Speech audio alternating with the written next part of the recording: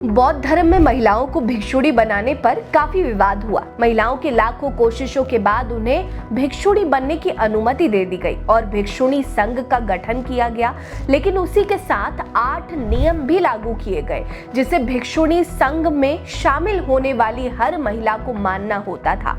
लेकिन फिर भी महिलाओं ने संघर्ष स्वीकार किया। एक भिक्षुणी के तौर पर महिलाओं ने अपने स्वतंत्र विचारों को कविताओं के रूप में व्यक्त किया, जो एक ग्रंथ में संग्रहित किया गया जिसे बौद्ध धर्म में थेरी गाथा कहा जाता है। अपने इस वीडियो में हम आपको थेरी गाथा के बारे में बताएंगे, जिसे एक ग्रंथ कहा गया जहां बौद्ध भिक्षुणियों ने अपनी आजादी का जश्न मनाया। नमस्कार, मेरा नाम है रीटा, आप भीमसेना देख रहे हैं। हमारी ये वीडियो पसंद आएगी तो लाइक जरूर कर लीजिएगा। बुद्धिज्म की ये सीरीज आपको कैसी लग रही है कमेंट करके जरूर बताइएगा। थेरी गाथा एक पाली भाषा में लिखी गई किताब है। थेरी का मतलब होता है भिक्षुणी और गाथा का मतलब होता है उनकी कहानी, यानी कि भिक्षुणियों की कहानियां। थेरी गाथा असल में सीनियर भिक्षुणी, जिन्हें आप बड़ी उम्र वाली नन कह सकते हैं, वो कविताओं के जरिए अपनी जीवन यात्रा को बताती थी। थेरी गाथा छोटी कविताओं का एक बौद्ध कलेक्शन है जो कि कैनोनिकल बौद्ध साहित्य के डेवलपमेंट के बाद लिखी गई थी, जिसमें से कुछ तीसरे ईसा पूर्व की भी है। पाली कैनन में मौजूद सूत पिटक में थेरी गाथा को छोटी किताबों के कलेक्शन खुदक निकाय का एक छोटा सा हिस्सा माना गया है।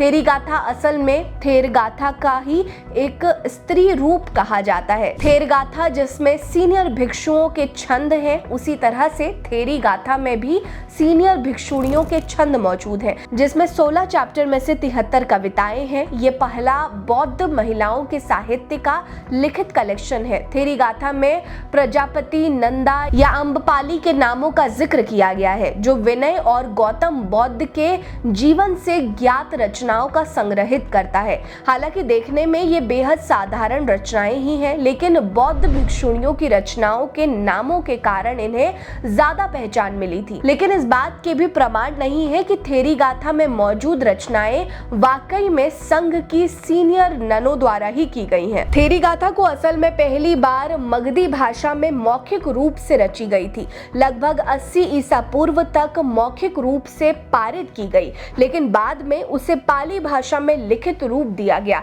जिसमें 101 अलग अलग ननों के बारे में बात की गई। हालांकि पहचान केवल 73 की ही जा सकती है, जिनकी करीब 552 गाथाएं शामिल हैं। हालांकि महिलाओं को बौद्ध काल में ही काफी क्रिटिसाइज किया गया था। बौद्ध भिक्षुणियों के पहले तो उन्हें योग्य ही नहीं माना गया था, फिर शारीरिक आध्यात्मिक रूप से पुरुषों की तुलना में कमजोर, कम बुद्धिमान और अधिक कामुक देखने के बाद भी महिलाओं को पुरुषों से बेहतर माना गया। खासकर भिक्षु संघ को वित्तीय सहायता प्रदान करने के लिए आम महिलाओं की भूमिका अहम मानी गई। पुरुष ये मानते थे कि वो महिलाएं जो अपनी जिम्मेदारी निभा रही हैं, वो भिक्षुणियां श्रेष्ठ हैं, जो सब कुछ त्याग करके वैराग्य को अपना लेती हैं।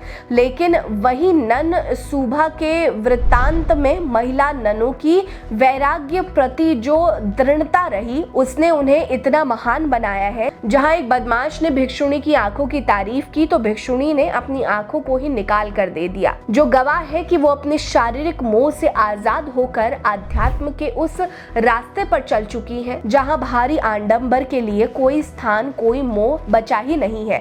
ज्ञान के अलगाव के अंतिम लक्ष्य का उदाहरण भी है। थेरी गाथा में लिखी रचनाएं सबूत है कि आध्यात्मिक कामयाबी के मामले में महिलाएं पुरुषों के बराबर ही हैं।